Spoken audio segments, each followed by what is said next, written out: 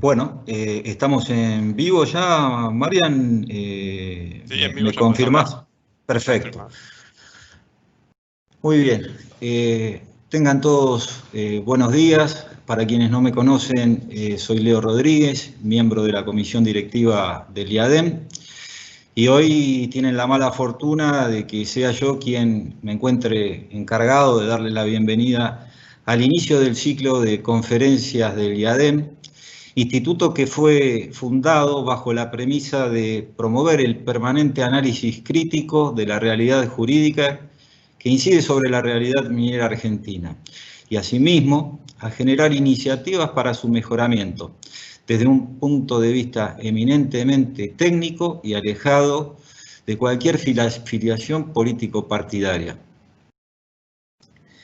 Como es de público conocimiento, no escapamos a que también hemos tenido que acomodarnos a las circunstancias actuales y por ello este encuentro se realiza únicamente bajo la modalidad de webinar.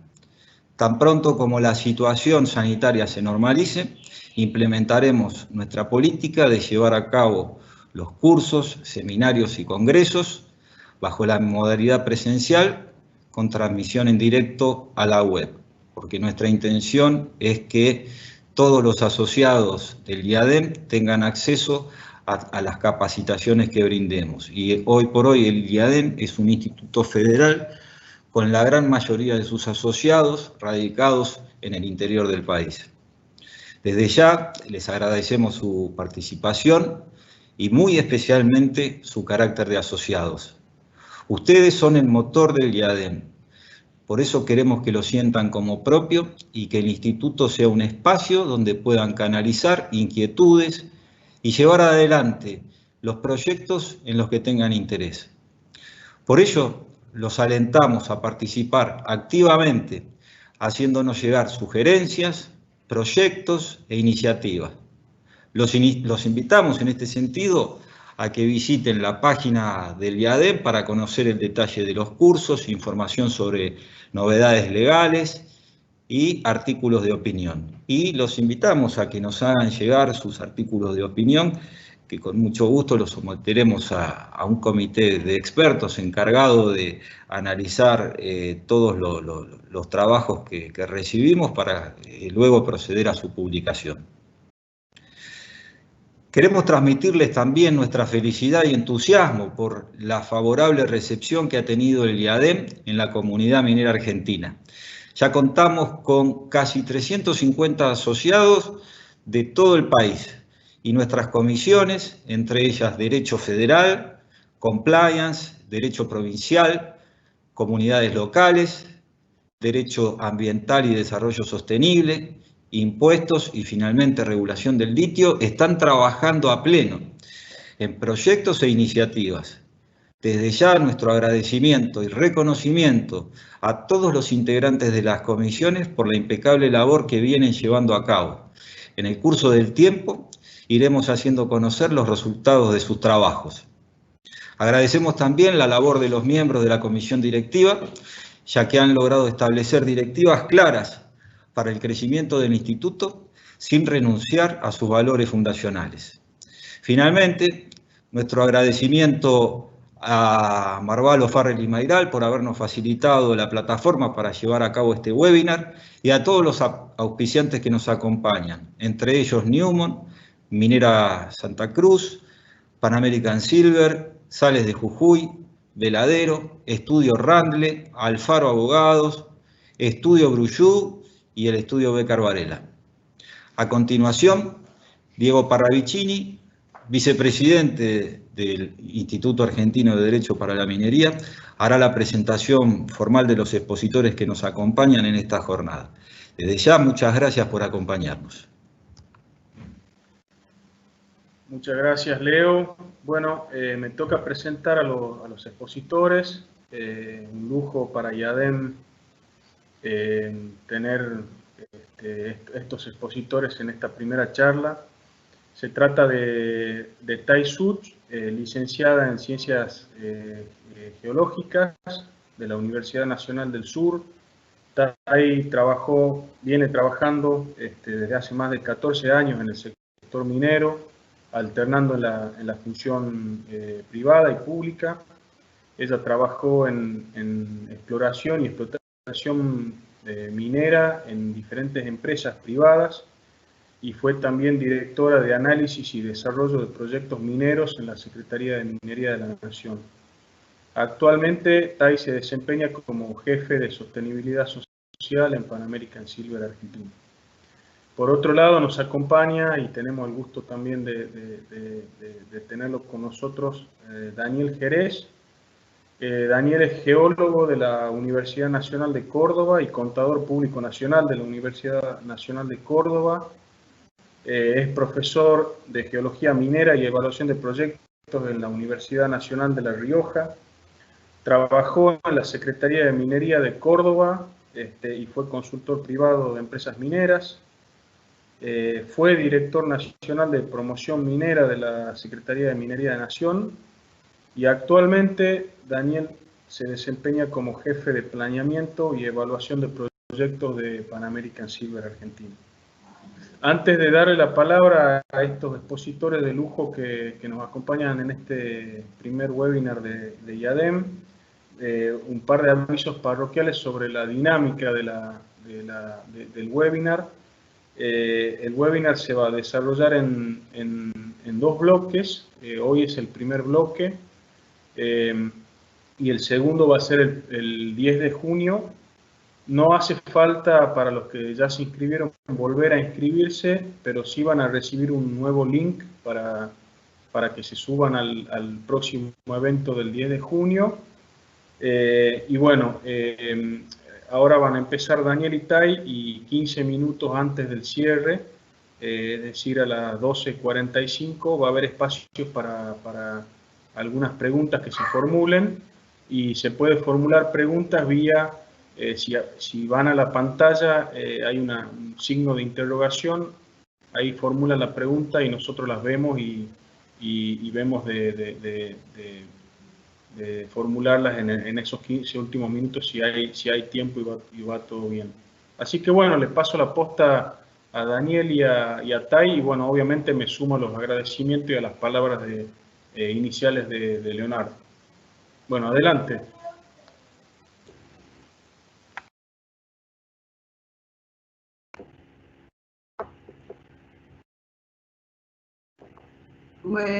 Buenos días. ¿Se escucha? Daniel está en directo. Se te escucha perfecto, Tai. Ah, listo.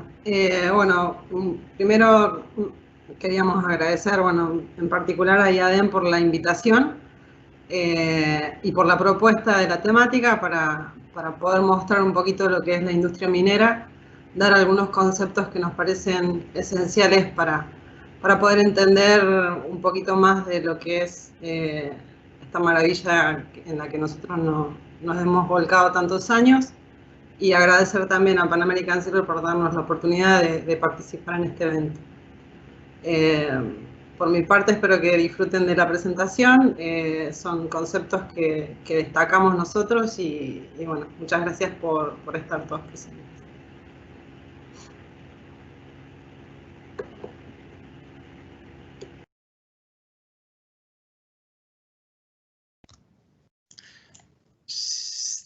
No sé si se me escucha.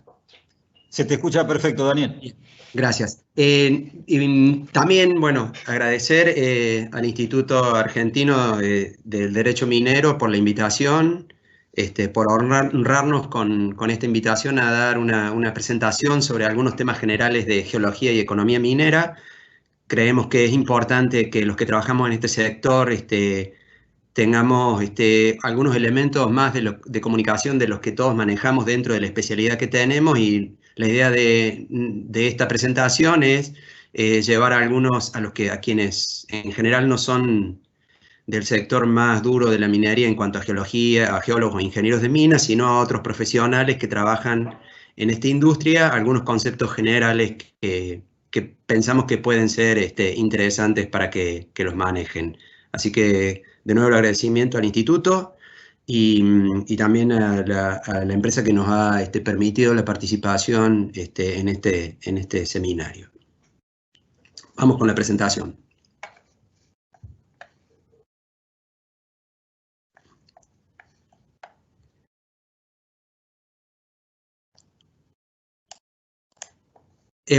Para empezar, el concepto de geología económica, la geología económica es un término bastante extraño, pero en general se refiere a todo lo que es los elementos que tienen quienes estudian o trabajan en geología aplicados a la minería. No es tanto directamente a la economía como sugiere el nombre, sino que se refiere específicamente a lo que está vinculado a la geología minera, más allá de que por supuesto tiene conceptos de la economía. Entonces, la geología económica es una rama de la geología que dentro de lo que se trabaja como especialidad es la ubicación y desarrollar los elementos para tratar de lograr la explotación de yacimientos minerales que tengan rendimiento económico. Entonces, es como que están las dos partes, ¿no? Por un lado, encontrar los yacimientos, que es lo que es la prospección y la exploración, después viene, ya lo vamos a decir más claro, y finalmente poner eso en el mercado mineral. Eso es la geología económica.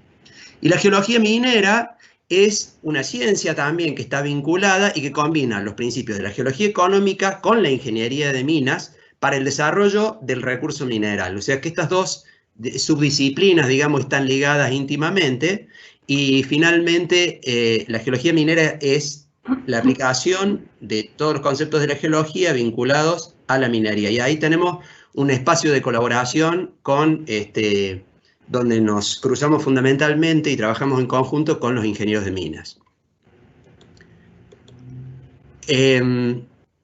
Con respecto a lo que en sí define la minería, es la industria que agrega valor a las sustancias de origen mineral, pero para ello se atraviesa por un conjunto de procesos que se mantienen en marcha desde lo que es la prospección hasta el cierre de la operación minera. Durante todo el proceso lo que se genera es un incremento en el valor, sobre todo de los recursos, hasta poder introducirlos en lo que es el mercado mineral. Más adelante vamos a definir más en detalle cuáles son estas etapas, pero básicamente es desde el hallazgo del yacimiento, su cuantificación, toda la etapa de exploración, que involucra un montón de estudios que van desde lo básico, que es la delimitación de los cuerpos, hasta el estudio de la viabilidad económica y de la introducción dentro del mercado. Las posibilidades y el potencial. Después pasamos, una vez que se aprueba o que se define y que pasa la etapa ya de factibilidad, se avanza con lo que es el desarrollo de la operación minera, que es la parte de construcción, para pasar a una etapa ya más de extracción y proceso y poder introducir esto dentro del transporte que lo lleva a los centros de venta. Con respecto a esto, nosotros queríamos también destacar que la minería más que nada se focaliza y se ubica la industria minera dentro de zonas. O sea, la minería no se puede elegir dónde se desarrolla, sino que se tiene que desarrollar donde están los depósitos minerales, que generalmente son zonas generalmente aisladas, en donde generalmente hay falta de infraestructura y son zonas muy poco desarrolladas. Si la minería se gestiona de manera adecuada, esto puede llevar progreso a las comunidades alejadas a través de la generación de puestos de trabajo, de acercar infraestructura a zonas que no se tiene por su lejanía con respecto a los centros más poblados. Y para todo esto se requiere desarrollar una minería sustentable que maximice no solamente el valor social y ambiental y el económico, sino que tenga también transparencia dentro de lo que es todo el proceso. ¿Para qué sirve la minería? La minería es la industria elemental, nosotros decimos que es la madre de todas las industrias porque es la generadora de materia prima para que se puedan desarrollar todas las industrias que dan origen al avance tecnológico y a las mejores prácticas de todas las industrias, tanto para la industria petrolera, para el tema de las energías renovables, infraestructura, medicina, todo conlleva al uso de minerales que es esencial para poder desarrollar todo esto. avanzamos en la definición de lo que es una definición muy sencilla de qué es un yacimiento mineral, que es una acumulación anómala de sustancias minerales que son potenciales de poder ser aprovechadas económicamente. Pero que sea aprovechable económicamente requiere de un montón de factores que están ligados a ellos, tanto como la disponibilidad tecnológica, competitividad del mismo yacimiento del tipo natural, cuáles son sus leyes, sus tamaños y un montón de otras variables que más adelante podemos definir. También la ubicación geográfica es importante, cuáles son la cercanía a los puertos para poder sacarlo al mercado, el acceso a infraestructura, y después tenemos factores económicos, legales, ambientales y sociales. Y con esto queríamos definir principalmente y dejar el concepto de que por más que nosotros tengamos recursos en un yacimiento, esto no garantiza la producción o mercado. Y que los mismos yacimientos y su explotación pueden dar un sinfín de beneficios y generar una cadena de valor importante, pero es necesario que se cumplan estas condiciones nombradas anteriormente, que son las técnicas, las económicas, las legales, las ambientales y las sociales. Pero una vez que se cumple todo esto, incluso tenemos otro factor más que es crítico, que es tener un mercado que necesite estos minerales. Porque poner en marcha un yacimiento requiere de todo esto, pero además necesitamos un mercado externo que nos esté requiriendo estos recursos. Sin ello, el recurso no tiene valor económico de comercialización. Esta diapositiva es solo para mostrar un orden de magnitud, ¿no? Es el consumo promedio anual per cápita en Estados Unidos. Seguramente que los habitantes de Estados Unidos tienen un consumo anual más alto que el que tenemos en la Argentina y en la mayor parte del mundo, pero sin embargo es interesante mostrarlo para que tengamos en cuenta de la cantidad de minerales que tenemos, ¿no? Ya vamos a ver en la clasificación de sustancias minerales que tenemos tres grandes grupos, de los que nosotros vamos a hablar fundamentalmente de dos, o el tercero, que es el de los combustibles, que está graficado ahí. Lo que más consume el ser humano per cápita son arenas, gravas y rocas trituradas que van a formar parte de los hormigones, porque las rutas, las viviendas, los edificios, las presas, todo eso se construye con hormigón, y el hormigón es pura materia mineral. Entre los áridos, que es la piedra triturada, y el cemento que se hace con minerales, es pura materia mineral. Y el mayor consumo en toneladas per cápita es justamente de esos minerales. Después, dependiendo de la matriz energética del país, en el caso de Estados Unidos tienen carbón dentro de su matriz energética, los combustibles son los que más se consumen. Y después, pasando a otra escala, pero de productos minerales que cada vez en toneladas son menos, pero en valor unitario son superiores, tenemos un montón de materiales. Los materiales para el cemento, la sal, los minerales de hierro, las rocas fosfáticas para recomponer la pérdida que sufre el suelo a través de los cultivos, por ejemplo. Lo mismo pasa con el potasio, y así tenemos una serie de minerales donde vemos que a lo largo de la vida de una persona, según lo que nos están mostrando desde Estados Unidos, a lo largo de toda la vida acumulado, cada persona en Estados Unidos va a consumir 1.400.000 kilos, cada persona, 1.400.000 kilos entre los minerales metalíferos, no metalíferos y combustibles. Fíjense cómo los minerales están permanentemente en la vida que nos rodea y que nos permite tener el nivel de vida al que nosotros aspiramos la mayor parte de los seres humanos. Bueno, la Declaración Universal de los Derechos Humanos, es importante leerla. Toda persona tiene derecho a un nivel de vida adecuado que le asegure, así como a su familia, la salud, el bienestar y en especial la alimentación, el vestido, la vivienda, la asistencia médica y los servicios sociales necesarios. Después la declaración habla de otras cosas más, pero nosotros queremos hacer foco en esto, que para poder tener todo esto mencionado es necesario, y además que son los generadores de un mejor acceso al agua limpia, mejores técnicas agrícolas, mejores métodos de transporte, mejores técnicas de generación y transmisión de electricidad, mejor atención de salud y hasta la vestimenta, porque eso también tenemos que que decirlo, la vestimenta, todos los productos llevan carga mineral. Sin los minerales esto no sería posible. Sobre este... Sí. No, nada, dale, sí. No, si querés... No. Cuando hablamos de que toda persona tiene derecho a un nivel de vida adecuado que le asegure a su familia y la salud y el bienestar, en especial la alimentación, hay mucha gente que se opone a la actividad minera desde distintas posturas y con distinto grado de intensidad.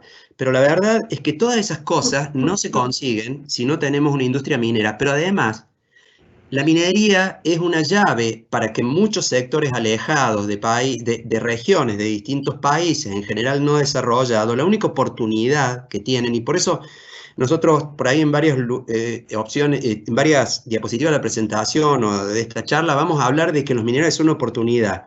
El mineral es una oportunidad natural, una oportunidad que la naturaleza ofrece a un país y a una comunidad para desarrollarse. Es una posibilidad que se puede desarrollar.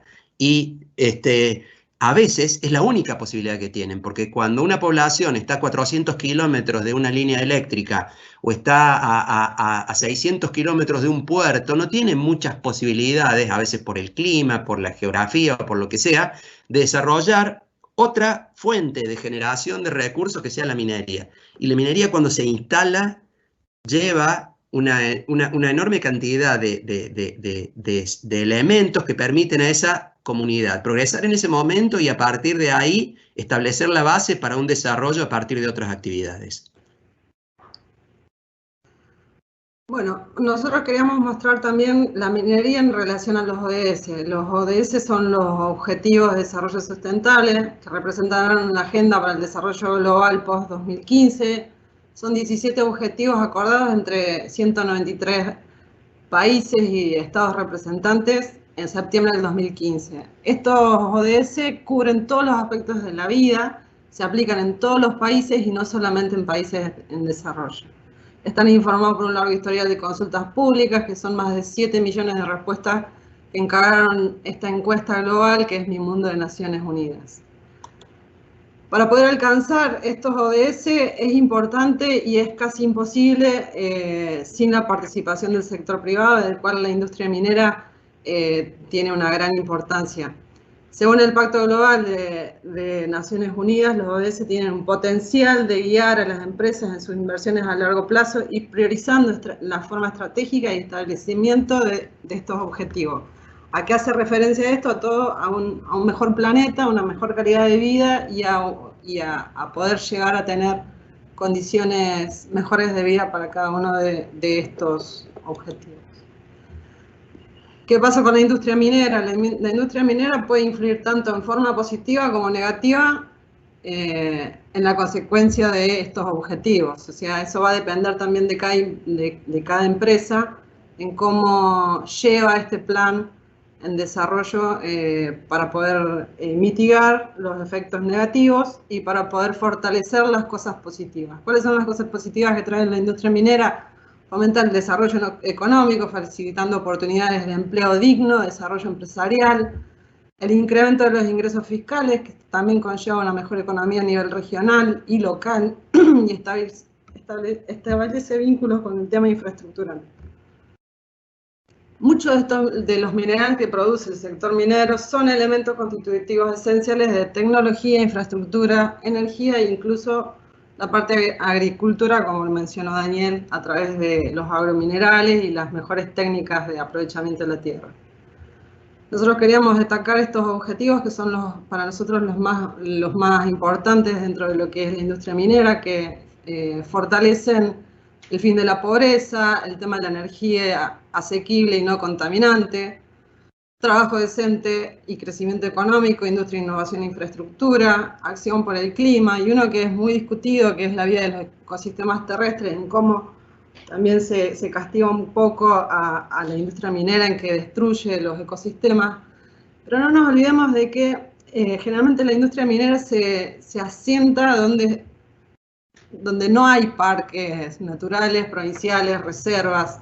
Son ecosistemas generalmente poco conocidos porque son zonas a las que es muy difícil llegar y Cuando la industria minera se instala, lo primero que tiene que hacer es conocer su entorno. Y por ley se exige también generar una línea de base, que es el conocimiento de todo lo que son estos ecosistemas. Esto se hace no solamente a nivel ecosistema, sino que se hace a nivel social, a nivel... todas las líneas de base en las que se encuentra el área del proyecto. Esto genera también conocimiento con respecto a estas zonas, se ve cuáles son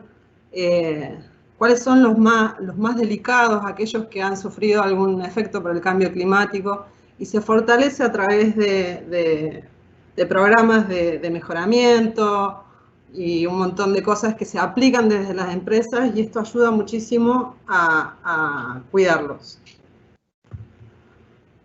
Para terminar y dejar el mensaje, bueno, la gran minería, es un relevamiento que se hizo en el 2016, a nivel mundial, está representada por 6.000 compañías en el mundo, que generan 2,5 millones de puestos de trabajo.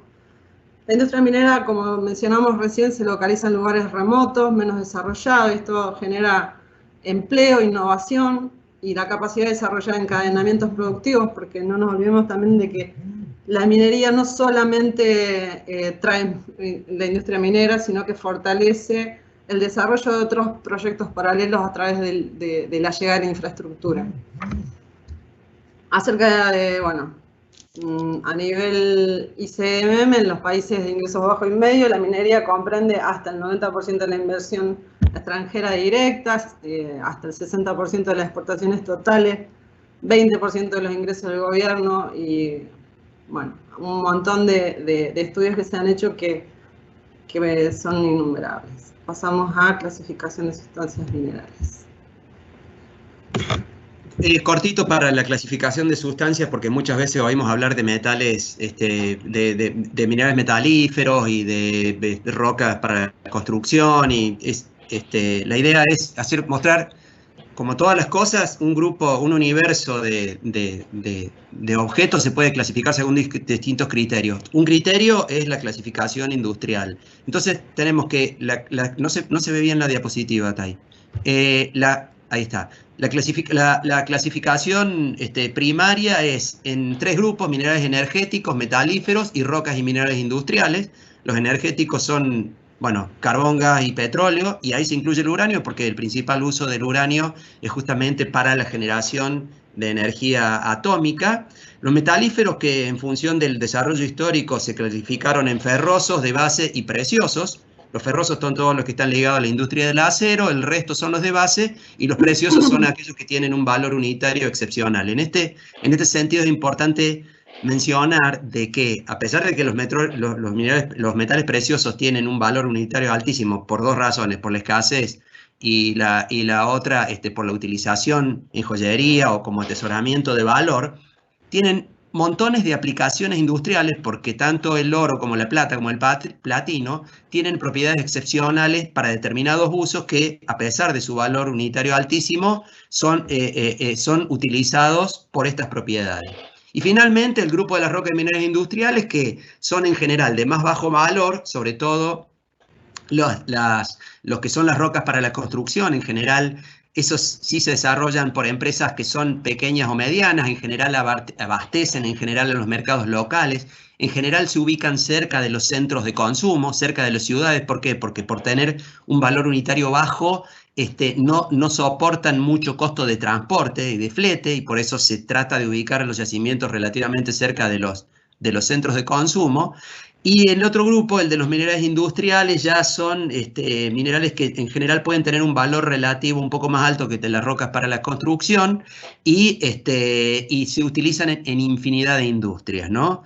Desde la sal, que uno piensa que la sal solo se utiliza para la alimentación humana. La verdad que la sal tiene tantas propiedades y tiene tan enorme cantidad de usos en distintas industrias que se sorprenderían de verlo, igual que las rocas carbonáticas como la caliza y dolomia. Y finalmente el grupito de las piedras preciosas, que son un grupito que en volumen, en pesos, son muy pequeños, pero en valor unitario son altísimos, y que también forma parte de la actividad minera a nivel global, y en muchos países tienen un desarrollo importante de la minería de las piedras preciosas. La que sigue Bueno, la que sigue es para mostrar otra clasificación de las sustancias minerales según otro criterio, que es el criterio legal. Eso no vamos a abundar porque está en el Código de Minería. La mayor parte de ustedes probablemente sean abogados y conocen más de esto que nosotros. Y solo para mostrar que las sustancias minerales se clasifican según otro punto de vista y que no coincide con el de la industria, en general puede coincidir o no coincidir. Por ejemplo, el criterio de que los de la tercera categoría son en general las rocas y minerales que se utilizan para los materiales de construcción, pero después hay una serie de cuestiones que difieren en cuanto al criterio de clasificación que tiene la industria. Vamos a lo siguiente. Bien, el ciclo minero. Bueno, el ciclo minero está, vamos a explicar desde lo que es la prospección. En este caso pusimos prospección, pero abarcaría hasta la exploración inicial. Es una exploración que se hace a nivel regional, un conjunto de trabajos realizados en superficie de gran magnitud, generalmente va entre los 2.500 y los 250.000 kilómetros cuadrados, que la idea es conducir a la detección de anomalías o de sitios favorables para la mineralización y la ubicación de estos posibles yacimientos. Se realizan estudios tales como geofísica, muestreo geoquímico, análisis. Hay mucho trabajo de gabinete en esta etapa. Son generalmente técnicas, la mayoría son técnicas indirectas y se aplican algunos estudios de técnicas directas para poder pasar a una exploración avanzada, en la cual se define generalmente, en este caso, los cuerpos mineralizados a través de perforaciones. Son métodos directos precisos en los cuales ayudan a delinear el yacimiento, a darle un volumen y un tonelaje. Esta es la parte principal que da origen después a poder hacer una evaluación más económica. Nosotros podemos ver arriba de cada etapa la cantidad de años, pero la cantidad de años que nosotros ponemos es cuando va avanzando el proyecto y generalmente con viento a favor, porque hay muchos casos en los que esto se ha retrasado o deja de ser interesante para las empresas por la baja de los precios de los commodities, por un montón de otros factores que condicionan que sea favorable o no. Dentro de lo que es la evaluación económica previa, hablamos de un estudio preliminar que incluye un análisis económico de viabilidad potencial, que esto es importante destacarlo, de los recursos minerales. Abarca un estudio que se denomina también scoping.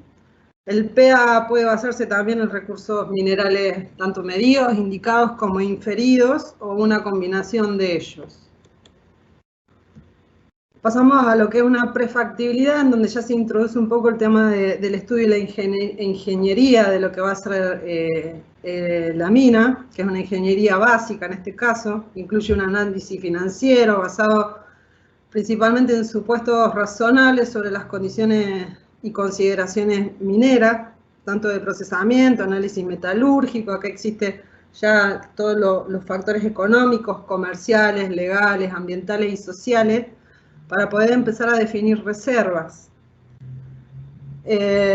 Para mayor precisión se va avanzando con todos estos factores y estos estudios para dar un mayor grado de certidumbre de todo este estudio. En una factibilidad ya se tiene que incluir lo que es la ingeniería de detalle, que consiste en un estudio detallado de cómo se va a construir la mina, cuál va a ser el plan de minado y un montón de otros factores que son fundamentales. Un estudio de factibilidad es un estudio, podemos definirlo como técnico-económico, completo, en donde se introducen todos los factores modificadores, tanto cuantificables como los no cuantificables. Los resultados de este estudio pueden razonablemente servir como base para una decisión final por parte del proponente, una institución financiera, para continuar en el avance del financiamiento del proyecto. Y bueno, acá ya, cuando se aprueba todo y se consigue el financiamiento del proyecto, se pasaría a la etapa de construcción, en donde es una de las etapas en donde mayor empleo se genera y distribución de todo el capital desarrollado para poner en marcha la mina. y pasamos directamente a lo que es la etapa de operación, que los ciclos pueden variar entre 10 a más de 40 años. Para concluir en el cierre, la idea también de esto es mostrar de que desde que una empresa empieza a identificar un target pueden pasar hasta más de 20 años para que se pueda poner en marcha, y todo esto es una cadena importantísima que hay que destacar porque siempre se ve, principalmente se ve lo que produce y no se ve toda esta parte que también genera trabajo, genera una cadena de servicios que son importantes y que llegan a los sitios estos alejados y ayudan a las economías también regionales. Bueno, esto va a quedar para después porque más o menos lo que son las definiciones más exactas. Y también queríamos mostrar cómo este ciclo minero, bueno, también, y cómo se va avanzando sobre lo que es el estudio de cada uno de estos proyectos, como acá tenemos una foto de lo que fue Argentina en el 2019, como tenemos en exploración inicial, tenemos una cantidad bastante importante de proyectos, son 250 proyectos o más que habían el año pasado en etapa prospectiva. A medida que se avanza, tenemos cada vez menos, un 10% con respecto a la exploración inicial en proyectos que hayan definido ya sus recursos, 19 proyectos entre PEA y prefactibilidad, y en factibilidad realmente es muy difícil poder llegar, son pocos los proyectos que consiguen alcanzar esta etapa porque requiere mucha inversión y requiere también que todos estos factores que habíamos mencionado sean positivos. Pasar a la construcción también es un tema importante porque acá las variables tanto sociales como ambientales y las condiciones también de todos los gobiernos a nivel tributario son un factor fundamental que pueden influir en la decisión de ponerlo en construcción, más allá de que haya alcanzado la factibilidad, y bueno, en operación también son pocos. Cara de tiempo, acá lo que queríamos mostrar es cómo sería una escala de tiempo acumulada que puede durar entre 20 a 60 años desde la exploración inicial hasta la operación. Esta diapositiva, porque muchas veces se habla de cómo es la minería, y a veces hemos participado en reuniones donde nos dicen, no, en la Argentina tenemos 600 operaciones mineras. La gente, muchos de los que hablan de la minería ni siquiera saben distinguir entre una operación y un prospecto en etapa inicial. Cuando lo dicen con el tema de los proyectos. Este es un trabajo que hizo un ingeniero de minas de Chile que trabaja mucho en temas de geología minera y de economía minera, donde él ha publicado una estadística donde nos muestra cuáles son las probabilidades de cada 100 proyectos de que no alcancen a terminar siendo una mina. Lo que nos dice esto es que de cada 100 proyectos que están en exploración general, 93 no van a terminar siendo una mina, por distintas razones, porque las reservas no dan, porque no encontraron nada interesante, porque la tecnología no lo permite, porque el mercado tiene determinadas características, porque hay una prohibición gubernamental, porque no hay licencia social, por lo que fuera. Solo es probable que de cada 100 prospectos iniciales, pedimentos que hay, para empezar a desarrollar los trabajos de prospección, 93 queden en el camino y nunca lleguen a ser una mina. Por supuesto que a partir de los que pasan a la etapa siguiente, de los que pasan a exploración intermedia, 85 también van a quedar en el camino. De los que logren pasar los requisitos para lograr dinero para una exploración avanzada, el 65, solo 35 de esos donde ya se ha invertido mucho dinero, van a probablemente terminar siendo una mina en operación. Cuando se llega a la etapa de perfil, que es lo que nosotros antes le nombrábamos como evaluación económica previa, todavía hay muchos de esos, 50%, de que van a terminar posiblemente siendo una mina y 50 no, y por supuesto que se va reduciendo a nivel de los que llegan a prefactibilidad y factibilidad. El tiempo es variable en qué momento los que llevan a factibilidad sean construidos como minas, pero todavía hay un porcentaje de un 10% de proyectos factibilizados que no llegarían a ser una mina en operación. Y finalmente, una vez que se aprobó la construcción, habla de un mínimo, pero hay ejemplos, lamentablemente hay ejemplos. Nosotros tenemos dos ejemplos de dos grandes proyectos mineros en Argentina, de los que se empezó la construcción y que la gente dice, no, pero si lo empezaron a construir, ya está todo cerrado, está todo calculado, está todo perfectamente hecho, y eso sin duda va a ser una mina en operación, y sin embargo nosotros tenemos dos ejemplos grandes, el proyecto de Lama Pascua y el proyecto de Potasio Río Colorado, en donde se invirtió mucho, mucho dinero, miles de millones de dólares en la construcción de esos proyectos, y todavía, por cambios en distintas cuestiones, entre ellas en el mercado global de los minerales, no han podido avanzar en eso que parecía seguro que ya estaba como una mina en operación.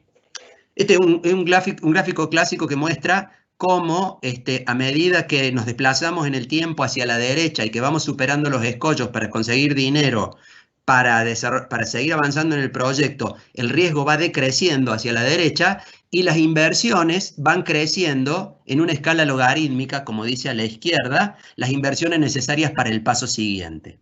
¿Qué sé yo? Por ahí si para una prospección hacen falta $100.000, para el paso siguiente hacen falta 500.000. Y para avanzar a una exploración de reconocimiento hacen ya falta 2 millones, y para hacer ya una exploración que involucre determinada cantidad de perforaciones y ensayos metalúrgicos y eso ya necesitamos 40 millones, y así llegamos a que para la construcción de una mina, dependiendo de la escala, pueden ser necesarios desde 200 millones de dólares a 3.000 o 4.000 millones de dólares para la construcción.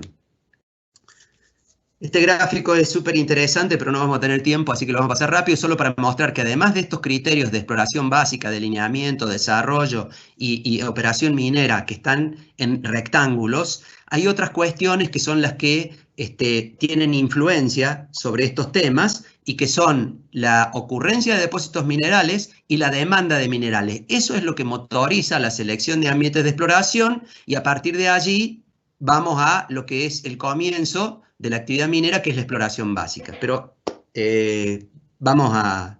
Eso finaliza en la oferta mineral. Y ahora viene... vamos a los temas que tienen que ver con los conceptos de recursos y reservas. Y este gráfico, que nos parece muy sintético y muy interesante para explicar la diferencia entre recursos y reservas. Mucha gente habla de recursos y reservas de forma indiscriminada, y la verdad que son muy distintos, tienen distintos criterios para su clasificación, y es importante que quienes trabajamos en la industria minera sepamos cuál es la diferencia entre un recurso y una reserva, y cuáles son los factores que determinan el paso de uno a otro. Miren, cuando yo estudiaba geología, me acuerdo que inclusive en una época llegué a hablar con Domingo Faustino en San Juan, debajo de la higuera, sobre el tema de los recursos y las reservas. Y en aquella época nos enseñaban que la diferencia entre un recurso y una reserva es que la reserva era la porción económicamente explotable de un recurso. Y ya con eso bastaba. Si era económicamente explotable, significaba que tecnológicamente también. La realidad de los últimos años ha introducido una serie de factores que acá los graficamos con eso que se ve arriba, que son esos niñitos jugando. Es que para pasar de recurso a reserva, que la diferencia antes era la posibilidad de minarlo, que acá en este gráfico está graficado con esa raya, esa línea de puntos, que es el plan de minado. Todo lo que esté por encima de esa línea podría ser minado económicamente. Ahora aparecen esos actores que están ahí arriba y que nos dicen que para pasar de recurso a reserva, no solo tenemos que tener un plan de minado que demuestre que económicamente es explotable, con beneficio económico, sino que además tenemos que tener la aprobación legal, la aprobación ambiental y la licencia social para que podamos operar. Ahora entonces, para pasar de recursos a reserva, no solo tenemos en cuenta los factores económicos y tecnológicos, sino que tenemos que tener en cuenta los ambientales, los sociales y los legales para que podamos hablar. Y después, con respecto a las distintas categorías que hay de recursos y reserva, que es lo que vemos a la izquierda para el caso de los recursos, lo que nos marca la diferencia entre recursos inferidos, indicados y medidos es el grado de certidumbre de los estudios que nos permiten a nosotros estimar que eso que nosotros suponemos a partir de determinadas observaciones puntuales del subsuelo, que son lo que nos dan los testigos de perforación, esos datos que son puntuales en el espacio nosotros los geólogos, en colaboración con los ingenieros de mina, trabajamos para crear modelos que nos permiten suponer cómo es la distribución, la cantidad y las leyes, o sea, los contenidos que tienen. Cuando las perforaciones están próximas, como en el caso de los recursos medidos, nosotros tenemos un alto nivel de certeza para saber que, o por lo menos para estimar y para poder publicar esa estimación que estamos haciendo. Cuando las perforaciones están más separadas, que es lo que quiere graficar eso, el nivel de certeza no es tan alto. Y cuando las perforaciones son más separadas aún, dependiendo, por supuesto, del tipo de mineral, del tipo de yacimiento, de un montón de variables, lo que vamos a tener son recursos inferidos. De ahí, para pasar a reservas, solo la base de recursos indicados y medidos puede dar lugar a la publicación de reservas si pasa todos los otros factores de los que hablábamos antes. Los recursos inferidos no se pueden utilizar para hablar de reserva bajo ningún concepto. Sigamos. Bueno, esto ahí está. Es lo mismo que mencionó Daniel Jerez, que bueno, más que nada acá están mostradas las definiciones de lo que acaba de decir. Lo importante de destacar es que los recursos inferidos, por ejemplo, no pueden constituirse en reservas, por más que estén todos los factores no cuantificables, los legales, los sociales y los ambientales aprobados o en condiciones como para poder pasarlos a reservas. Y queríamos agregar también un concepto que van a ver por ahí en algunas publicaciones o en algunos medios gráficos de qué es un recurso identificado. Cuando hablamos de recursos identificados, en realidad estamos incluyendo acá a todos los recursos, tanto los medidos como los indicados como los inferidos. Es una forma de dimensionar cuál es la cantidad de recursos que tiene, por ejemplo, un país, una provincia o incluso un depósito. Pero el recurso identificado no hace mención al grado de certidumbre que tienen estos recursos, porque pueden estar hablando solamente de los recursos inferidos y los mencionan como recursos identificados. Y bueno, la diferencia acá entre lo que es la parte de recursos y reservas, la acaba de mencionar Daniel, en donde se introducen variables de posibilidad de extracción, ¿no? Para pasar a ser reservas.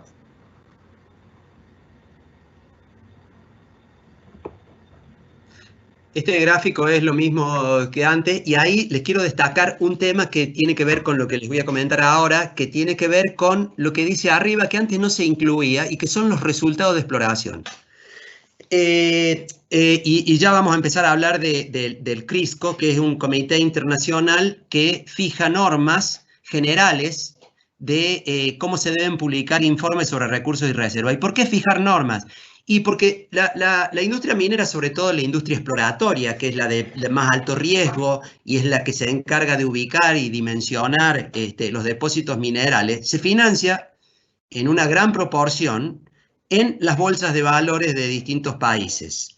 Ahora, para lograr conseguir dinero para financiar esa actividad de alto riesgo, nosotros, las empresas mineras, al inversor, le deben dar un grado de certeza con respecto a qué es lo que se va a hacer con su dinero. Y eso está fiscalizado por las comisiones nacionales de valores de los distintos países. Entonces acá hay un montón de actores que entran en el trabajo de dar certidumbre a quienes vayan a poner dinero en este negocio, de que las cosas se van a hacer de acuerdo a las reglas de arte y por personas que tengan esa calificación, porque si no existe un alto riesgo de que se produzcan o errores o directamente estafas. Por esa razón, los países han desarrollado distintas instituciones que velan porque los informes geológicos, que son la base del valor de los activos de las empresas exploradoras, porque una empresa exploradora tiene un aumento en el valor de sus acciones en función de los resultados que haya obtenido en la exploración. Por esa razón, lo que se publique tiene que estar bajo un paraguas que dé un determinado grado de certidumbre de que se ha hecho ese trabajo, cuidando todas las normas que dictan la regla del arte y, como les decía recién, por personas que tengan una determinada calificación para hacer eso. Por eso el CRISCO, que es el Comité Internacional para Reportes sobre Recursos y Reservas, lo que ha hecho es unir lo que tenían varios países, como Australia con el JORC, Canadá con el famoso 43101, Sudáfrica con el SAMREC y la Unión Europea con, ya no me acuerdo cómo se llama, el Código de la Unión Europea. Está todo junto y se hacen reuniones de actualización con respecto a eso para que cada vez se perfeccionen más las normas, se pueda llevar certeza o un mayor grado de certidumbre y confianza a los inversores de que están poniendo dinero en un negocio riesgoso, pero que los trabajos se han hecho del modo adecuado, y de ese modo podemos seguir teniendo en el sector minero con un financiamiento de gente que muchas veces no tiene idea de este negocio.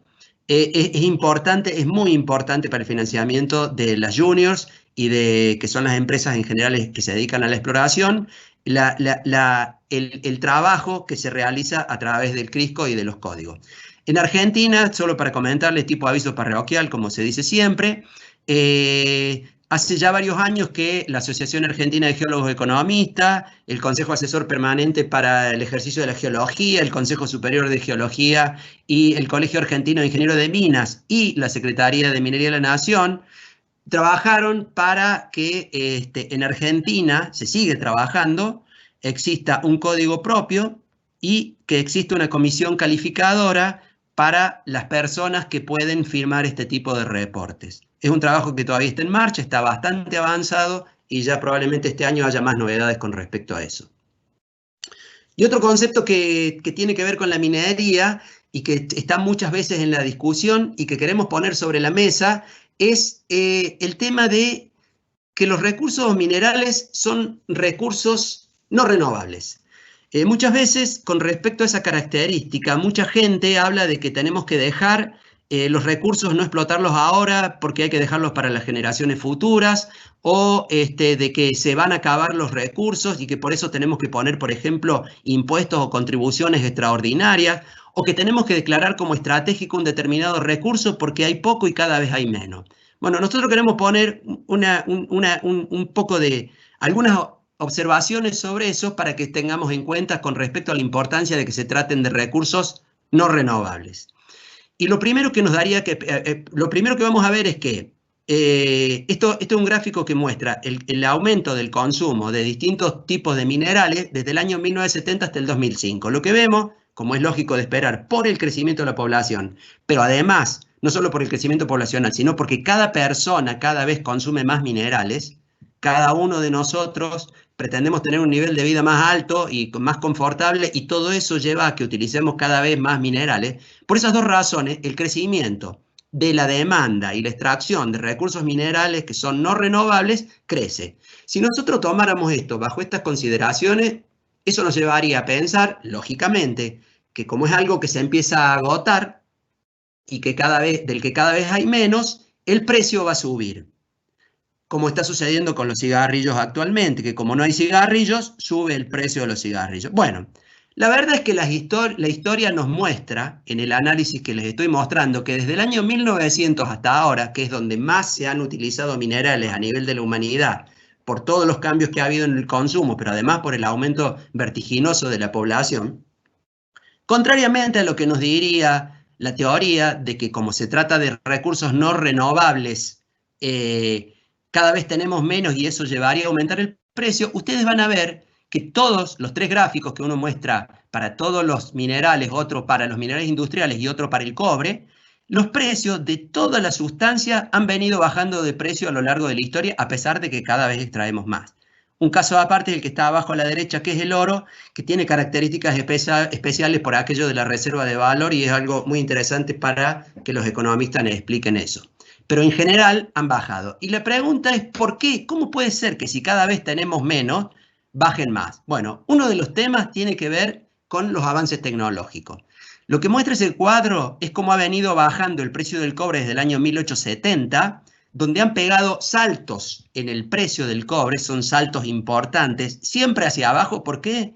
Porque la tecnología nos permite aprovechar minerales de más baja ley que antes no se podían utilizar. Y además, eso es una de las vertientes. La otra es que el estudio de los geólogos, fundamentalmente en cuanto a descubrimiento de yacimientos, y el estudio de los ingenieros de mina en cuanto a técnicas de de aprovechamiento de recursos de más baja ley, lo que ha hecho es, para empezar, poner más recursos desconocidos a disposición de la humanidad para que sean aprovechados más recursos y que se puedan aprovechar recursos de más baja ley que antes no se podían aprovechar. Entonces, lo que produce eso es una baja del precio. Y entonces la pregunta, ¿cómo ha sido posible de que el uso de recursos no renovables no eleve los precios?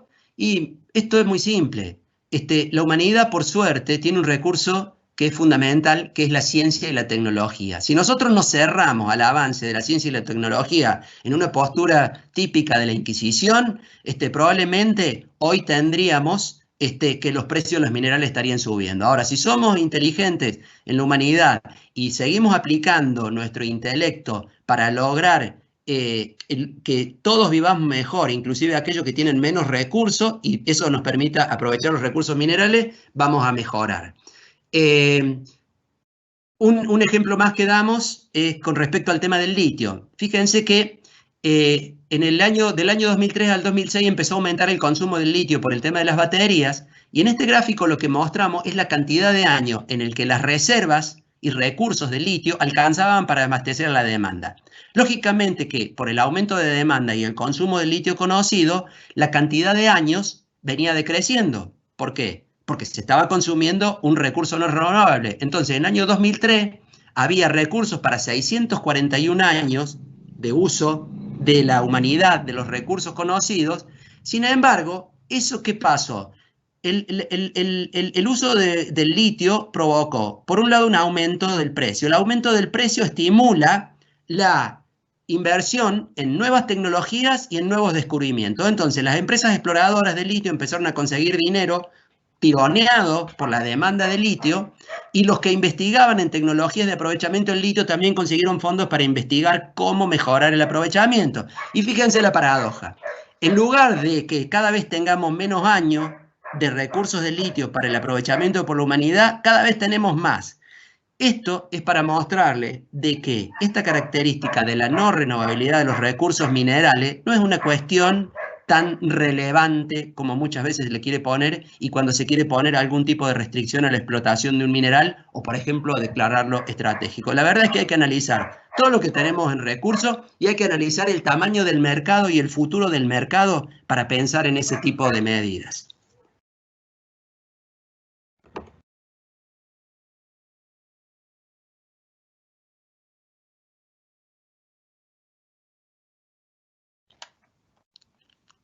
Ahí tenés que aplicar tu micrófono. Perdón, me en silencio. Sí. Para redondear la idea es también mostrar cómo esto de la duración finita es también cuestionable, porque a través de la exploración y del conocimiento de nuestros recursos se puede dar continuidad al desarrollo minero. Nosotros generalmente nos gusta mostrar este caso, que es el caso de Santa Cruz, que arranca con Cerro Vanguardia, la construcción en el año 1995, pero gracias al conocimiento de la geología y de la exploración, esto ha pasado en los últimos casi 25 años, en donde Santa Cruz ha podido desarrollar 9 minas en operación que fundamentalmente tienen plata y oro, ¿no? Son minas de plata y oro que producen, la mayoría hasta las fechas están produciendo, y han tenido también un plan inicial de una vida útil que ya tendría que haberse agotado, y gracias a la reinversión de lo que ellos consiguen, gracias a sus ventas en exploración y el acceso a la tecnología que mencionaba Daniel, esto permite de que otros yacimientos y otros cuerpos cercanos a las operaciones mineras amplíe el horizonte de vida útil que tienen estas operaciones. Pero además también el conocimiento permitió dar origen a un montón y innumerables de proyectos cercanos a las operaciones que podrían llegar a incrementar tanto la vida útil de las operaciones actuales como a dar origen a nuevas operaciones, ¿no? Recién estábamos mostrando cómo se incrementó la producción de plata y oro en la provincia de Santa Cruz, pero también es importante ver y redondear también lo que decía Daniel, mostrar esto, que a pesar de que hoy se está extrayendo plata de esa provincia y de Argentina, en la provincia de Jujuy y en la provincia de San Juan, podemos ver cómo las reservas, si ustedes ven a la derecha, cómo las reservas, a pesar de esta producción, en los últimos 5 años, se ha incrementado. Entonces, la producción y la comercialización de estos metales no conlleva a la inexistencia futura de estos recursos, sino que cada vez se conocen más, cada vez hay nuevas técnicas y cada vez tenemos más reservas. Y el mensaje que queremos dejar es que esto se tiene que poner en valor y se tiene que poner en el mercado para que realmente sea aprovechable a las regiones nuestras, ¿no? Con respecto a los tipos y escala de exploración minera, solamente porque siempre está la discusión con respecto al tema de la mega minería y todas esas cosas que siempre se discuten y mucha gente trabaja o pregona que hay que prohibir la mega minería. Miren, la mega minería, o lo que se le llama mega minería, para empezar no existen las definiciones. En Argentina no tenemos clasificación formal de la escala de las operaciones mineras, pero hay países vecinos que tienen más desarrollo de la minería, como Chile, Perú y Colombia, donde hacen una clasificación en gran minería, mediana minería y pequeña minería, y en el caso de Perú, por ejemplo, distingue la minería artesanal. Esas clasificaciones tienen su objetivo, su destino en que, por ejemplo, se le ponen distintos tipos de imposición, de impuestos, o que se le pone algún tipo de impuesto progresivo, por ejemplo. Mientras más grande es la mina, los impuestos tienen una carga mayor, mientras más pequeña es menor, o el tipo de exigencias que le hacen con respecto a cuestiones ambientales. Bueno, tiene sus criterios el por qué, pero esto de la mega minería en realidad como palabra no existe, y la verdad es que lo que se le llama gran minería o las operaciones mineras a gran escala no tienen que ver con un capricho de las empresas. Es una cuestión que es insoslayable. Yo les quiero mostrar, vamos a pasar un par de diapos, Tai. Les quiero mostrar este gráfico, el que sigue, que tiene que ver con dos cuestiones de que se critican de la actividad minera. El por qué la minería de gran escala y por qué el cielo abierto y el subterráneo. Miren, la verdad es que en el fondo de todo esto está la economía, como casi todas las decisiones de inversión que se hacen, inclusive a nivel personal, todos hacemos decisiones basadas en la economía. Y hay un fenómeno que en la minería no se puede dejar de lado, que es el de las economías de escala. Mientras más grande, en general, mientras más grande es el tamaño de una operación, menores son los costos unitarios y eso permite un mejor aprovechamiento en el caso de las sustancias minerales. En este gráfico nosotros vamos a ver hacia la derecha la cantidad de toneladas, que no crece de forma lineal, sino que crece de forma potencial, ¿sí? Y hacia arriba vamos a ver el costo por tonelada. Entonces, lo que está en rojo, en cuadraditos rojos, son las minas a cielo abierto y lo que está en azul son las minas subterráneas. Lo que vemos rápidamente es que en general, siempre hay excepciones para todo, el costo de la minería a cielo abierto es mucho más bajo. ¿Y eso es malo o es bueno? Es bueno, ¿por qué? Porque nos permite aprovechar recursos minerales de más baja ley y permite prolongar la vida de las minas y permite de ese modo la apertura de determinadas minas, porque si nosotros en un yacimiento solo aprovechamos la parte más rica del mineral, a veces la escala, el volumen de mineral de ese yacimiento no permite pagar los costos fijos iniciales, por ejemplo, de infraestructura o de construcción de una planta. Entonces, es bueno que se pueda bajar los costos. ¿Y cómo se bajan los costos? Y la minería a cielo abierto en general tiene costos más bajos que la minería subterránea. Por eso todos los puntos rojos están más abajo. Y se desplazan hacia la derecha por una cuestión de escala. Tienen también costo más bajo mientras más grande es la operación. Entonces, si la minería de gran escala se puede llevar adelante de modo económico, internalizando todos los costos por parte del proyecto y externalizando los beneficios de ese proyecto, ¿por qué no hacerlo a cielo abierto? Discutamos sobre eso. Entonces, ¿por qué existe la minería de gran escala a cielo abierto? No es un capricho de nadie, es pura economía, que es lo que rige las decisiones en casi todo el mundo de cómo se manejan las operaciones. Pero para cualquier actividad. Lo hacemos en casa. Cuando hacemos 6 docenas de empanadas y las ponemos en el freezer, estamos aplicando la economía de escala. Bueno, nada, ese es un gráfico que lo vamos a pasar, es para mostrar cómo es el gráfico de economía de cielo abierto y subterráneo, pero les quiero mostrar algo que tiene que ver con el por qué muchas minas a cielo abierto pasan a ser subterráneo. La relación estéril-mineral, ustedes fíjense, lo que está en verde es el mineral y lo que está en cuadriculado es el estéril. Por cuestiones de seguridad en la mina, para que no haya derrumbe, el perfil de la mina tiene que tener esa forma de cono, digamos. Entonces, cuando estamos cerca de la superficie, estamos sacando 1 de mineral por 0,8 de estéril. El problema es que cuando nosotros profundizamos la mina para sacar mineral, para sacar esa misma cantidad de 1 de mineral, ahora vamos a tener que sacar todo ese estéril que está graficado, que se multiplica por 7. Y esa es la razón por la cual muchas minas a cielo abierto o deben cerrar, o si el mineral que sigue hacia abajo tiene todavía un valor que permita pagar el desarrollo subterráneo, las minas continúan con un desarrollo subterráneo. Es solo una explicación para hablar de cielo abierto y subterráneo.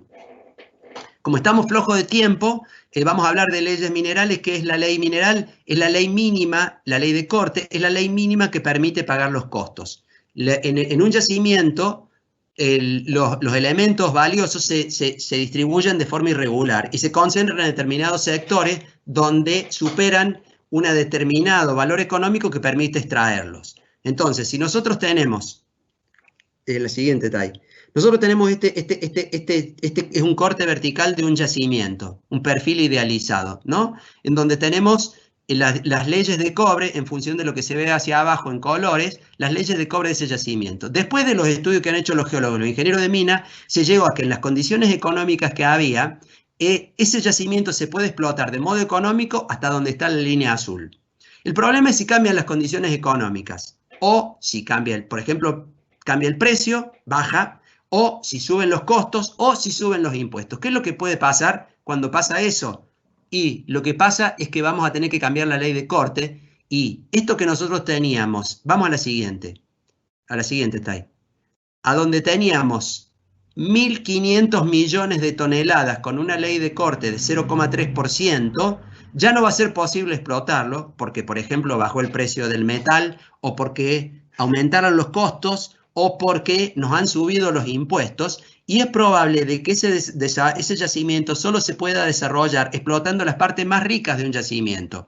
Eso es lo que se llama subir la ley de corte. Subir la ley de corte significa achicar la cantidad de reservas que son económicamente explotables. Y para el caso que en este caso les estamos mostrando, significaría, por ejemplo, subir de una ley de corte de 0,30 a una ley de corte de 0,5%, significa que de 1.500 millones de toneladas aprovechables que tendría ese yacimiento, vamos a tener solo 691 millones de toneladas. Por eso es importante tener en cuenta estos conceptos generales de cómo es la economía minera, para entender de que en realidad hay que facilitar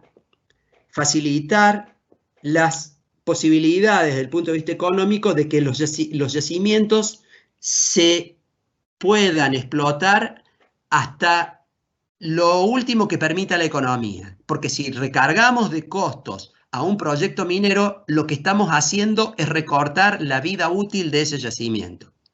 Estamos dejando reservas que serían económicamente explotables como recursos subeconómicos que ya no se van a poder volver a explotar. Ese es un concepto que queremos dejar, de que la suba de costos, que puede ser por costos en general o por impuestos, puede dejar fuera de la economía importantes sectores de un yacimiento, y lo que hace es dejar gente sin trabajo, y a la larga se recaudan menos impuestos. Sigamos ahí.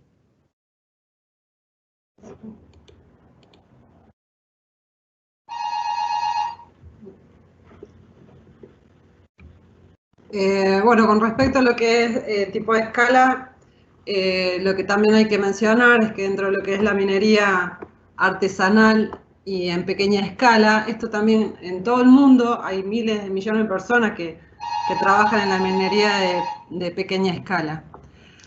La minería artesanal suele darse con más frecuencia en las zonas pobres, lo que aumenta su repercusión, sus riesgos para el desarrollo. La MAPE, como la llaman normalmente, genera puestos de trabajo, ingresos, pero también lo que tiene es que al no tener tanto capital como para poder generar estas infraestructuras y cumplimentar todas las normas que se requieren para regular la actividad de forma segura, tanto ambiental como social, esto conlleva a esta imagen que estamos viendo, en donde la gente trabaja generalmente, estamos hablando de minería artesanal, sobre todo metalífera, donde la gente trabaja, perdón, me suena el teléfono, no lo puedo apagar. Sigo yo, Tai. Escucha, el tema es que esto, porque muchas veces, muchas de las personas que hablan sobre la minería y que no conocen realmente cómo es el desarrollo de esta actividad, dicen,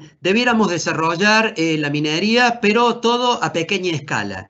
La verdad que es imposible desarrollar a pequeña escala determinado tipo de yacimiento porque hacen falta determinado nivel de inversiones para poder aprovechar esos recursos. Pero además es bueno que todos sepamos de que la minería de pequeña escala en general, por supuesto que no siempre, se desarrolla en condiciones de pobreza, en condiciones donde no se cuida la seguridad, en condiciones donde no se cuida el ambiente. Los principales problemas de contaminación que hay en países como Ecuador, Colombia, Perú, los produce la minería de pequeña escala, porque ellos utilizan lo que tienen a mano, ahorran costos como pueden y no hacen inversión ni en seguridad ni en cuidado ambiental. Entonces, eso de que pregonar que la minería de pequeña escala es como la gran solución para que se pueda hacer minería de forma amigable con el ambiente y con las personas es una gran mentira. Las empresas que tienen altos estándares, como son las grandes empresas mineras, que tienen altos estándares de ambiente y de cuidado personal, y eso se puede ver yendo a una mina cualquiera, son las que dan mayores garantías y que cuidan la seguridad de las personas y cuidan el ambiente. La minería de pequeña escala con esos temas suele hacer desastres. Bueno, y queríamos, ya nos estamos quedando cortos de tiempo, queríamos dar un pantallazo de lo que es el potencial a nivel nacional, mostrar la riqueza de nuestros suelos, que hasta el fin del año pasado contaba con una pirámide como esta, que teníamos 16 minas en producción, que en construcción habían 7 proyectos entre ampliaciones y nuevas minas, y que, bueno, como ustedes pueden ver ahí, la base nuestra también es poder desarrollar esos mayores, más de 250 prospectos, que ojalá que se puedan poner en marcha para poder generar un motor de desarrollo en Argentina. En la minería, bueno, acá van a tener esto es fuente de la Secretaría de Política Minera, es una recopilación de todo lo que tiene y el potencial minero a nivel nacional en sus diferentes estados. Estos que estamos mostrando en la pirámide y en este mapa es lo que hace en general a un sector de la minería de la Argentina, ya les vamos a mostrar el otro, que es el sector de lo que podríamos calificar como una minería exportadora en general. Es minería que en general requiere inversiones que están, si se pusieran en marcha los proyectos, por decir, por encima de 50 millones de dólares de inversión inicial. Hay otro sector importante de la minería que no tiene que ver en general con la exportación, que en general se desarrolla con capitales nacionales y en general abastece al rubro de las rocas y minerales industriales. Que en este caso, bueno, a nivel nacional abarca las 23 provincias, ¿no? Las 23 provincias, si vemos este tipo de minería, las 23 provincias a nivel nacional son mineras y ahí tienen un gráfico como para darle una escala por provincia. Y es importante destacar también de que el valor de esta producción a nivel nacional en el 2016, según el censo minero, llegó a tener valores de 1.240 millones de dólares, con más o menos 1.100 establecimientos productivos. Esto es muy importante destacarlo. Pero bueno, también es importante destacar que a nivel exportador, este sector de rocas y minerales industriales solamente representa el 3,9% del valor exportado.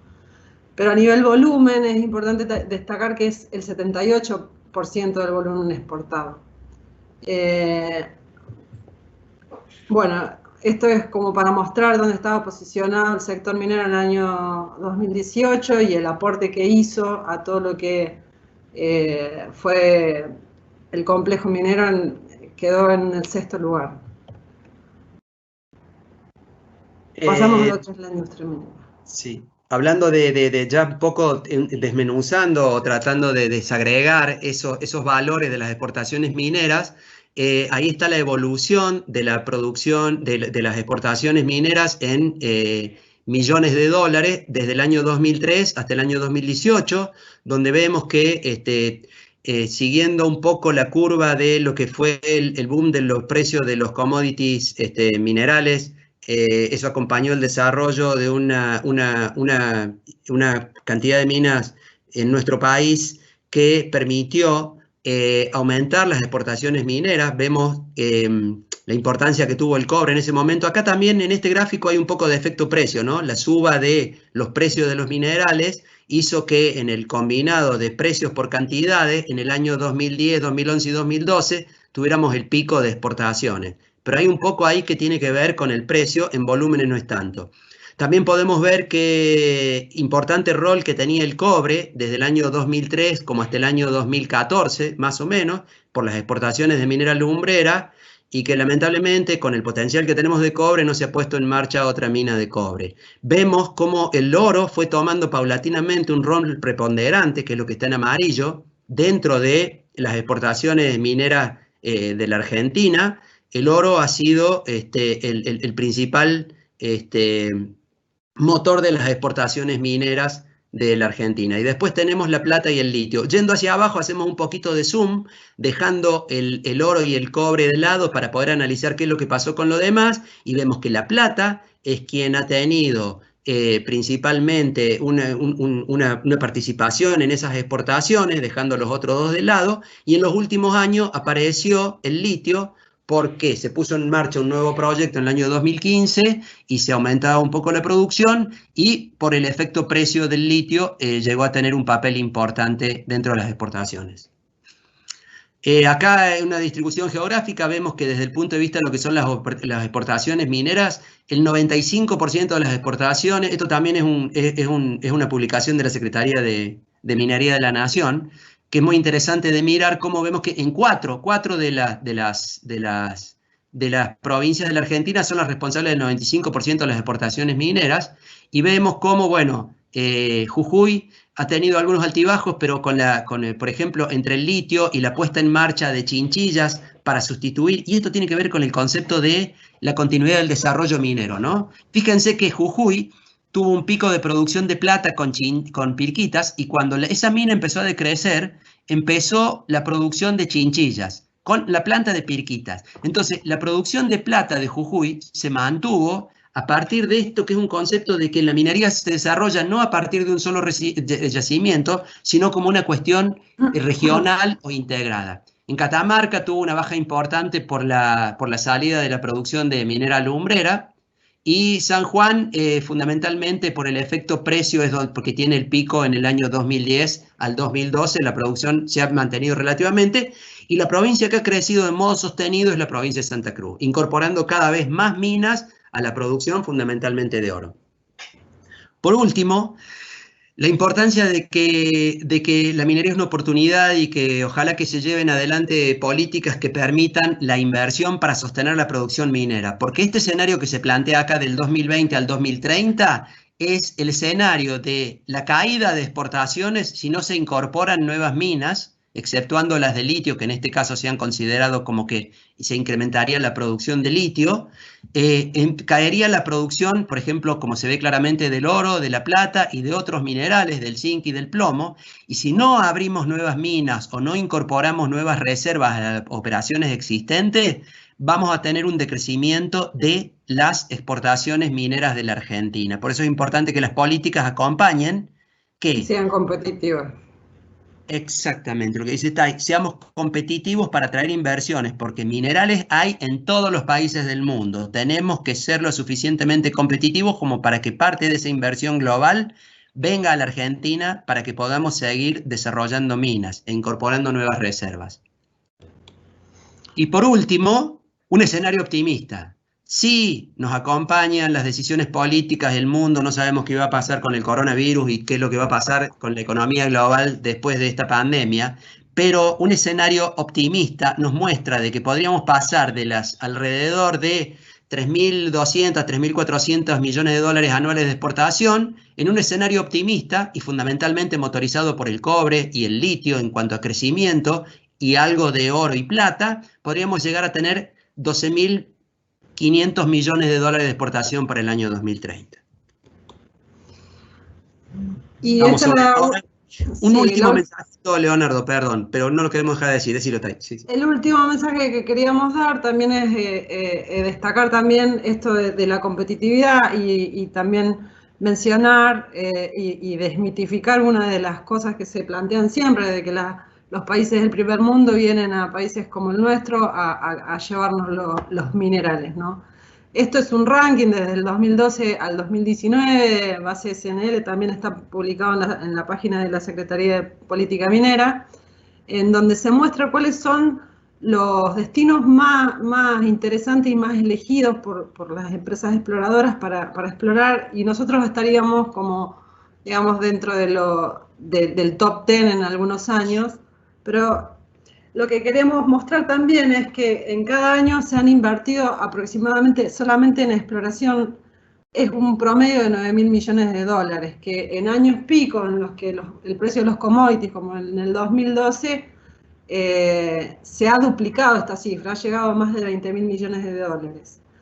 Esto también es una oportunidad, atraer exploradores es una oportunidad porque es una forma beneficiosa también de incorporar y de generar una cadena productiva dentro de lo que son proveedores y empresas de servicio en estas regiones que nosotros siempre mencionamos alejadas, en donde se encuentran nuestros depósitos minerales. Con esto queríamos cerrar y nada más. Agradecer la atención y a IADEM de nuevo por invitarnos a esta charla. Sí, muchas gracias. Muchas gracias, Daniel, muchas gracias, Tai, súper clara la exposición. Nos dejan con las ganas porque venimos acelerados, pero bueno, tenemos que aguantarnos ahora hasta el 10 de junio para que terminemos de redondear esta presentación. En función de todos los datos, nos abrumaron con datos. Yo diría que la presentación esta la podríamos llamar demoliendo falsedades, ¿no? Porque nos han dado una gran cantidad de datos que desmitifican un montón de creencias que ciertos sectores han tratado de imponer con relación a la industria minera. En tal sentido, me quedó muy latente los datos que dieron del sector de rocas y minerales industriales, un sector que tiene desarrollo en todas y cada una de las provincias del país y que mucha gente piensa que eso no es minería. La importancia de ello hace que quienes critican a esta industria tengan que repensar sus posiciones. Y por otro lado, me resultó muy importante la explicación sobre el porqué de la minería a cielo abierto. Se trata de un tema de costos, como bien se señalaba Daniel, pero también maximizar la extracción del recurso. ¿Qué pasa? Si vamos todos a una minería subterránea en la que no maximizamos la extracción del recurso, sería lo mismo que matar a una vaca para comerse el bife de lomo. Así que súper interesante, tenemos algunas preguntas. Diego, ¿querés decirnos cuáles son las preguntas que están en el chat? Sí, la primera pregunta es si los argumentos que se ven en Argentina de gente que no está a favor de la actividad que con tanta intensidad lo manifiestan, existen también con la misma intensidad en otros países. Una pregunta dirigida a Daniel. En otros países, inclusive algunos países con larga tradición minera, están teniendo cada vez más problemas porque el movimiento antiminero se está globalizando también. Entonces, en países como Chile, Perú, Ecuador o Colombia, donde antes no había movimiento, no había oposición a la minería, de hecho la gente lo tomaba como una cuestión natural, una oportunidad, se empezaron a desarrollar y movimientos antimineros y empiezan este tipo de cuestionamientos, y los cuestionamientos son todos relativamente parecidos, pero lamentablemente no tiene prensa rebatir esas falacias que se dicen, pero en general son muy endebles los argumentos y son mentiras importantes las que se pregonan, ¿no? Pero sí está en todos los países. Casi religiosos, diríamos. Después la otra pregunta para los dos, alguien que pregunta sobre los números de la filmina de la ley de corte, donde hablan del número 0.3 a 0.5, etcétera, si pueden dar precisiones sobre qué significa eso. Bien, en un yacimiento que se forma por un montón de variables geológicas naturales, los minerales se distribuyen de forma, uno podría decir, no es así, pero uno podría decir de forma aleatoria o caprichosa, no es esa la verdad, pero sí, lo importante es que en general no hay distribución uniforme, por las condiciones naturales con las que se formaron. Entonces, hay una determinada cantidad de mineral que cuando uno lo vende puede pagar todos los costos que son necesarios para extraerlo y tener un mínimo beneficio, porque nadie trabaja gratis. Eso se llama ley de corte, o sea, que cuando se hace un estudio de un yacimiento, se estudia la distribución de leyes, de los contenidos que hay en cada punto espacial del yacimiento, y se hace una representación en 3 dimensiones sobre la que se aplican los criterios de los parámetros de las leyes de corte, es decir, qué es lo que es económico y qué es lo que no es económico, para ver qué es lo que se puede minar, lo que se puede extraer. El 0,3% significa que en ese yacimiento hay sectores que tienen 0,3% de cobre en el total de la masa rocosa que contiene el cobre, y otros sectores que tienen más de 0,5% de cobre. Eso significa que en una tonelada de roca van a tener 30 kilos de cobre o van a tener 50 kilos de cobre. Los 30 kilos de cobre, para el costo de sacar una tonelada de roca, procesarlo, beneficiarlo y mandarlo al mercado, los 30 kilos no pagan el costo, pero los 50 kilos sí lo pagan. ¿Sí? Entonces, por eso se sube la ley de corte. Todo esto depende, por supuesto, de las condiciones económicas globales, del yacimiento, de los costos internos, de la distancia al puerto, de millones de factores. Pero más o menos esa es la explicación. 0,3% de cobre significa 30 kilos de cobre en una tonelada. Y el otro tiene 50 kilos de cobre en la misma tonelada. Súper claro. Clarísimo, Daniel, clarísimo. Bueno, estamos ya cerrando porque estamos sin tiempo. Podríamos estar mucho tiempo más, pero bueno. Sí, un tema administrativo solamente. Sí, preguntan si la presentación de Daniel Itay va a estar disponible. Daniel Itay, ¿tienen algún inconveniente en que colguemos la presentación en la página web de IADEN? Leonardo, como nosotros venimos en representación de Pan American, lo consultamos con Pan American y si ellos consideran que es oportuno, lo distribuimos sin... Sí, de todas formas, vamos, se van a tener que aguantar los asistentes hasta el 10 de junio, porque yo diría que cuando subamos la presentación, que sea la presentación completa de las 2 charlas. Así los mantenemos interesados para el 10 de junio, para que se nos sumen nuevamente al encuentro del 10 de junio.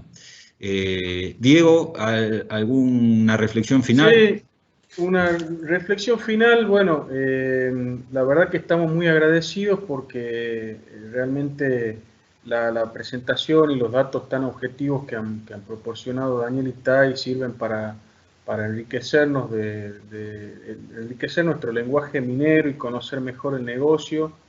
Creo que es parte del objetivo de este webinar y creo que este primer bloque cumplió con creces con ese objetivo, gracias a los chicos. Y bueno, nos dejan el campo listo para entrar ya, ahora cubiertos ya los aspectos geológicos, en el negocio minero en sí más específico. Así que de vuelta, muy agradecido en representación del instituto y de los asociados y de la comisión directiva. Le agradecemos por este primer pantallazo que nos han dado, a los abogados que nos sirve de mucho y a los no abogados también. Así que de vuelta agradecido. Con eso quería cerrar, ¿no? Bueno, muy bien. Entonces, Daniel, ¿trae alguna reflexión final? No, simplemente agradecer de nuevo a IADEM y a Pan American, a los dos, por darnos este espacio y abrir un poquito más y dar un poquito más de conocimiento. Más que nada, agradecer nada más el tiempo y agradecer a todos los que están presentes y que se interesaron por la charla. Nada más que eso. Muchas gracias. Gracias, Tai. Daniel. Lo mismo que Tai.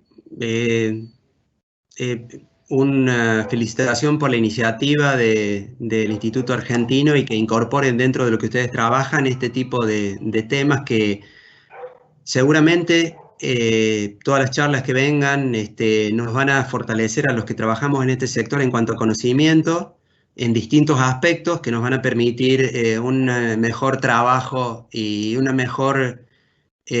mayores posibilidades de comunicar a la sociedad sobre la importancia y los beneficios y cómo esta industria favorece a los argentinos y por qué tenemos que trabajar para desarrollarla. Seguramente que con todo lo que se sigan haciendo en cuanto a presentaciones nos van a nutrir a todos de conocimientos que muchos no manejamos porque todos nos manejamos dentro de una cierta especialidad. Así que gracias por el espacio. Muchas gracias, Daniel, muchas gracias, Tai, y muchas gracias a todos los asistentes. Hemos tenido una convocatoria realmente muy importante, así que les agradecemos que se hayan sumado. Nuevamente les decimos que no es necesario que se vuelvan a inscribir para la jornada del 10 de junio. Les va a llegar un nuevo link para que puedan ingresar a esa jornada. Nos vemos, Dios mediante, el 10 de junio. Cuídense, cuiden mucho a sus familias y recuerden que ustedes son el motor del IADEM, con lo que los invitamos a que participen activamente, no solo en las actividades que tenemos programadas, sino que nos hagan llegar sus inquietudes y sugerencias para que podamos llevarlas a cabo. Muchas gracias y que tengan un lindo fin de semana.